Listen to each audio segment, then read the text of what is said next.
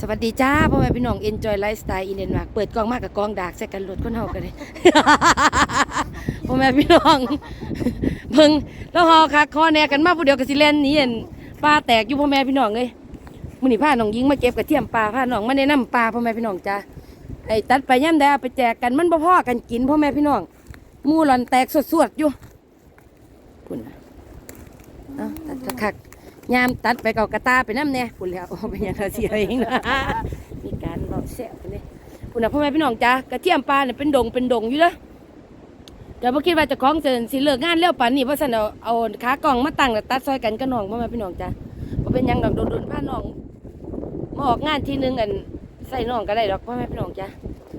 อันดังควกคากนี่แหละจอยเอาถุงห่อหัวจะคล้องไว้เมื่อกี้นี่ลูกเห็บหิมะมันตกใส่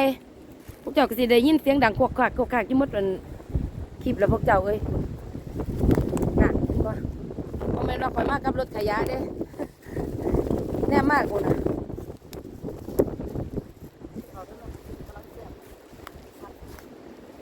หลายอยู่มือนี่หลายคักแหละกำลังเกิด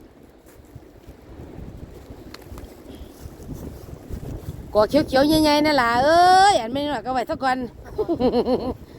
จะมาเขาก็ว่าอัดตัดเองทำไมมาจ้ะทัดย่างข้าวกับกะไรอยู่เว้ย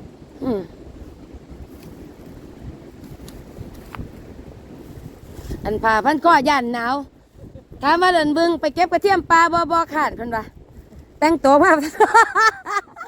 เพิ่นว่าไปบ่เฮาแต่งตัวมาทีนี้ไปเก็บกระเทียมปลาเพราะว่าขาดจะได้จอยน่ะตาใส่กระตาเพิ่นเอาถุงใส่ข้างในรถกระตาหน่อยมันสิเปื้อนเอากระตางามๆมาหาเก็บผักระวังสั่นพวกเจ้าคิดว่าจังได๋ก็สภาพนั่งหอขนาดนั้นกันพวกเจ้าเบิ่งเพิ่นพวกเจ้าก็สิว่าอีนี่มันคือพาเด็กน้อยมาทรมานทรกรรมแท้ปฏิว่าเด้พระเจ้าก็สิว่าอย่างนั้นเอาไปตัดยากตัดแก่นแท้เดี๋ยวนี้อ๋อมือไม้หัดขับเนาะใจยันตึ๊บพุ่นแล้ว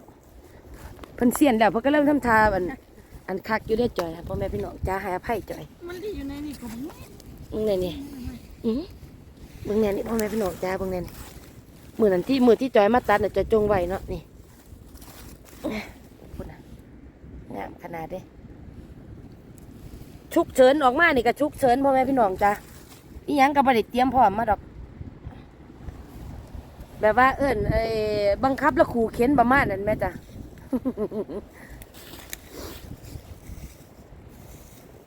โอ้ขั้นเขียวบ่ได้เอาขากล่องมาส่ำใจมันมีหมูว่าหลายพ่อแม่พี่น้องจ้าไม่ได้กันจะเลิกงานเร็วเฮ็ดงานมากกระจายตะคามากันน้ำมันลดก็หมดแหละคนแล้วกินเรามาให้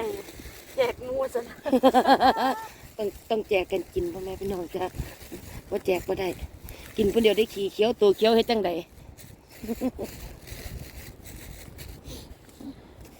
นี่เรางามกันแต่เพิ่นสิว่าก็ตัดหายก็จะขวางเพิ่นเบิ่งบ่คักดอกตัวหอขนาดนั้นว่าตัวผู้หายหรือผู้งาม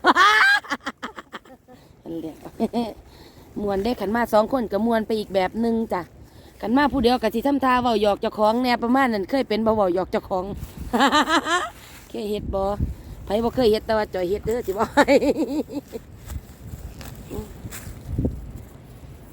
ถือขี้ดินตัดบ่งามคือมื้อนั้นเนาะมันบ่เอี่ยมสีขาวไปเลยจังซั่นเนาะเพราะว่าดินมันเปียกทั้งฝนทั้งหิมะตกใส่หล่นแล้ว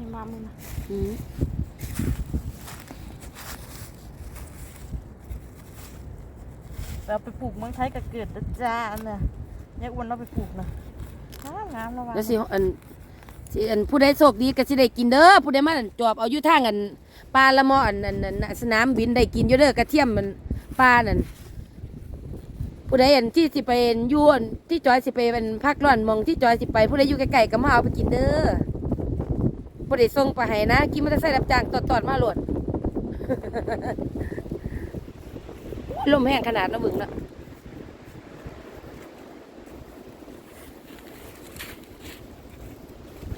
อันต้นใหญ่ๆงามๆใหญ่พี่ไว้น้องก็บ่มาตัดจักเถียทันถึงเวลาฝุ่นมีการเล่นลี่ไล่ตั้งหากเดี๋ยวนี้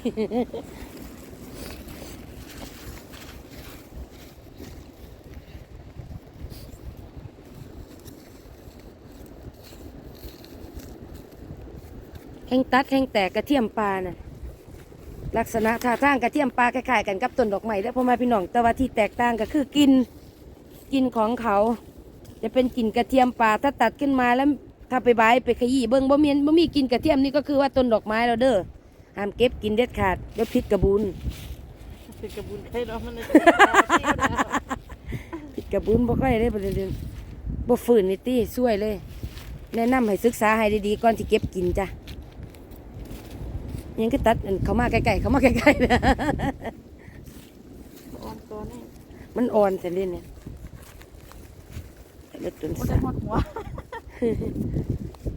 มันอวบข้างล่างมันอ่อนเลยถ้าหนูเลี้ยงบ่งามก็บ่ต้องตกใจแล้วเพราะว่ามันผิดจอยตัด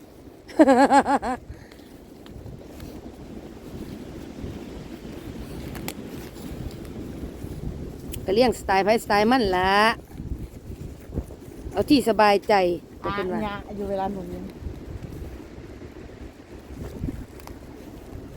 เดี๋ยวคลิปนี้ให้น้องตัดได้คลิปต่อไปจอยตัดเปลี่ยนกันตัดพ่อแม่พี่น้องจ้ะใจเย็นขึ้นน้ำลวกไก่นี่แหละพ่อแม่พี่น้องว่าเป็นหยังคือทายตะดากจะปฏิบัติกันเอากระดาษเขาใหญ่เขาโบแมน ทำชมจังหวะซื่อก ระดาษเขาใหญ่ว่าปฏิบัติอู้แดดดี สว่างแหละ ๆจากนั้นก็ไม่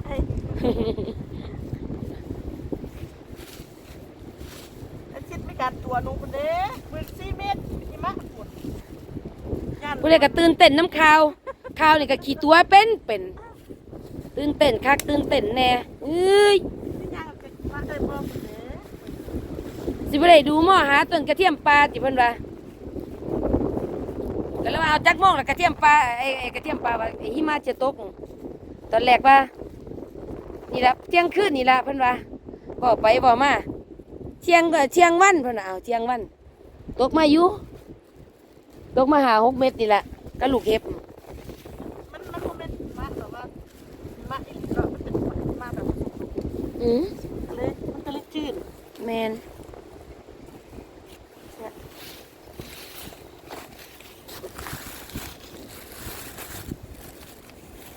ใส่ถุงดีๆอ้าวพวกเจ้าก็สิรำคาญแย่แล้วทุ่งขี่ม้าทุ่งขี่ม้าอยู่ทางหัวจอยถุงสีดำจังสีเขาเอาใส่ขี่ม้าแล้วพ่อแม่พี่น้องแต่ว่านี่มันถุงไงเขาก็ไว้ใส่ขยะ เอาบ่หมวกอ่ะ บ่ บ่มันนี่ บ่คักแท้ได้แล้วนี่พอแต่ยางออกมาว่าท่านเนี่ยลูกเห็บตกใส่คุ้มตาซั่นแล้วบัดเทอนี้เพิ่นสักไข่เอาหมวกมาซาเพราะว่าแต่ว่ามันก็หยุดแล้วล่ะว่า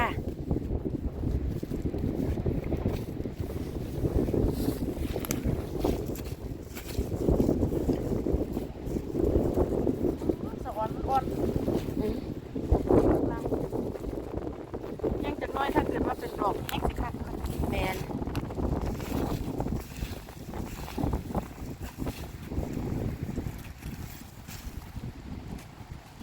ผ้าตัดกระเทียมผ้าตักปลาก็มีอยู่2 อย่างละช่วงนี้ดีนะยังมีปลาให้ตักอยู่ปกติแล้วมันต้องถ่ายเดือน2 เดือนเนาะอันนี้มันมาเร็วอยู่ปีนี่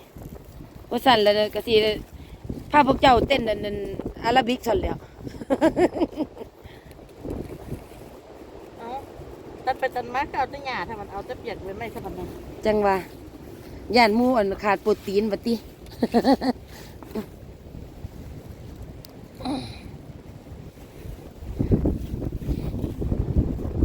จักไปเห็นหุงตัดบ่ รู้ ถ้าเกิดผ่ามันกว้างวะ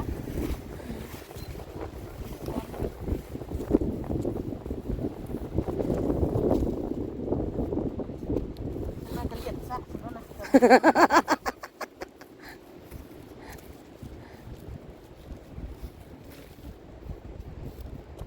ดูล่ะอ่อนละ หวานได้กินนั่นต้องเป็นซุปหน้ำไม้กินกับสันดอก1ข้าวเหนียวสันดอกทอดปลาแห้งใส่อุ้ย เอาเมื่อนั้นเมื่อวันเสาร์น่ะเด็กบ้านที่นั่นมาเขาม้วนเส้นขนมเส้นแล้วโอ้ นี่แสบคักกว่าติใครอยู่มื้อนี้เฮาอั่นเวลาเฮาเก็บผักเก็บเห็ดแล้วเฮามีที่ระบายออก ได้เพื่อนเพิ่มขึ้นมาแต่เขาว่า เอามาหยังละยิงกันเฮียแต่งแนงอยู่หั่นน่ะเบิ่งเก็บบ่แม่นน่ะ จาลาลาลาลากองช็อกโกแลตพวกช็อกโกแลตมาเก็บกระเทียม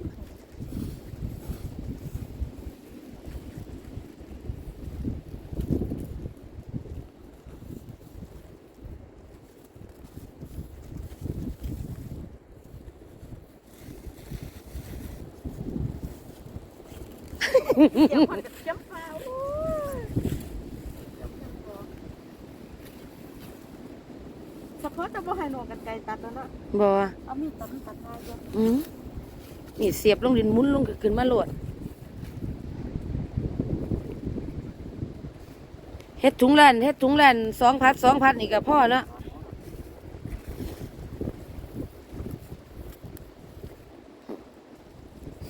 มันกินอะไรแล้วทำเองกับเก๊กสีด ทั้งมาตกมาตักกับทั้งผีสูงๆค่ะตกพนันมาตักพี่เป็นบ่ได้งามๆนั่น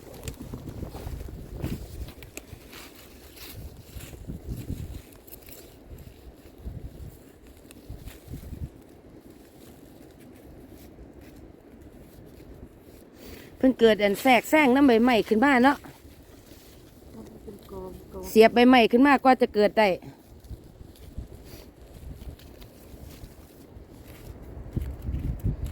เพราะว่าช่วงนี้มันยังหนาวอยู่แล้วมันก็เลยออกมาสาหน่อย แมน ๆถ้าเกิดว่าเกิดเกิดมาขึ้นหวานในตัวเลยอันนี้ต้นนี้อย่างไรพี่เต๋อ จักต้นอีหยังดอกบุแมันบ้านเราก็สิเอิ้นต้นไรต้นพื้ไปซะละ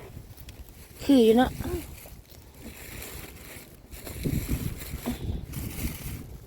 เข้าไป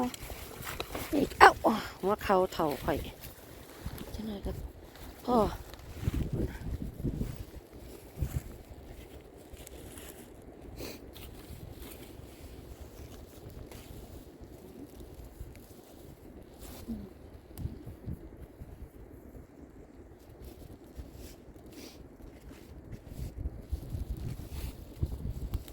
อวบอันเงาเงาเงางามดีขนาดถึงเสียนบ่เนี่ยถึงเอียมสิ หวานหวานด้วยนะ สุดยอดของความแซ่บเลยแหละ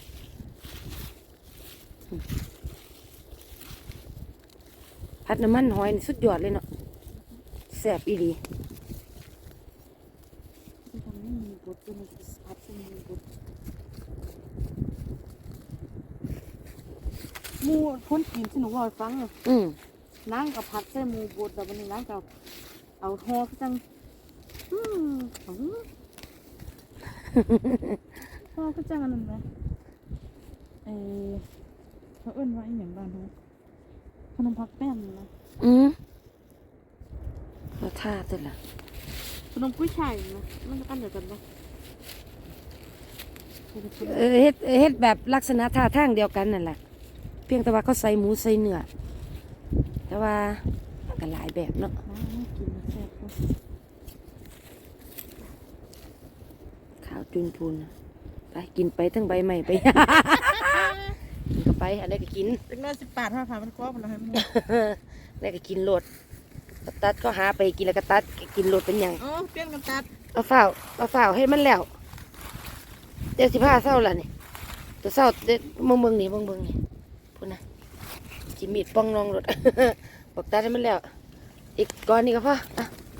เป็น2 ก้อนน่ะ3 ก้อนเป็นต้นนะพูดนะ ก็บางไง ถ่ายก้อนก็ตัดกันนะแล้วจะมาคักมาแหน่กันเหมือนกันงามคักงามแหน่